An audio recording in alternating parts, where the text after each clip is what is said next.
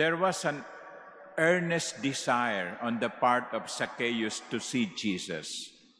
He was curious.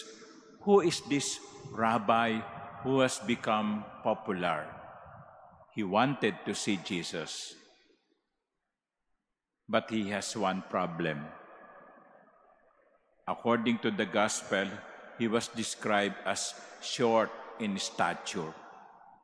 Pandak. Ang daming tao,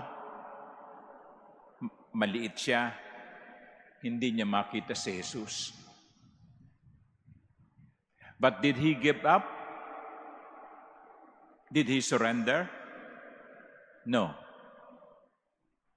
The gospel says he ran ahead and climbed a sycamore tree in order to see Jesus.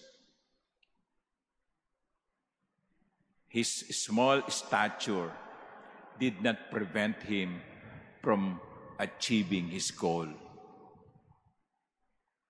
My dear brothers and sisters, Zacchaeus should be an example to us.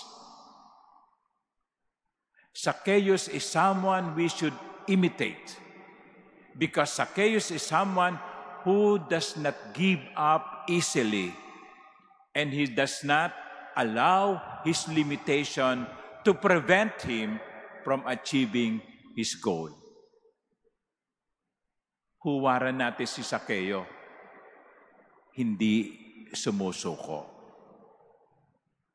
Hindi napatatalo,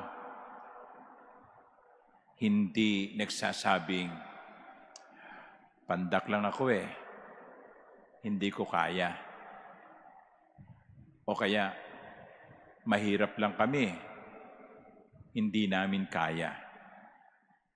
O kaya, kulang ako sa talino hindi ko kaya. There are people like that, allowing limitations in their lives to control their life. You know, after Summer Olympics, the last one was last July in Paris, the Summer Olympics is followed by Paralympics. This Olympics is participated by people who have limitations. Mga naka-wheelchair, artificial yung legs, and they compete and they win. Just like Summer Olympics, they win gold, silver, and bronze. They achieve their goal because they believe they can. Yun ang importante.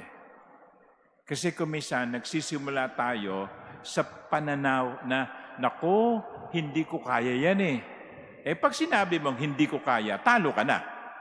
Agad. Pero kung iisipin mo, kakayanin ko ito. Katulad ni Zacchaeus, makikita natin si Jesus. My dear brothers and sisters, do not allow your limitations to control your life.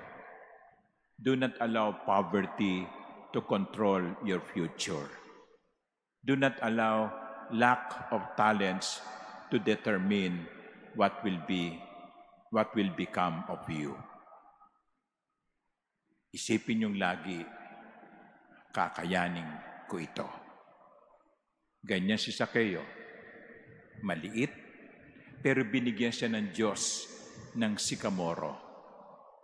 And that is the beauty. God will give us sycamore trees to climb. God will give us the help and the grace to achieve our ambition.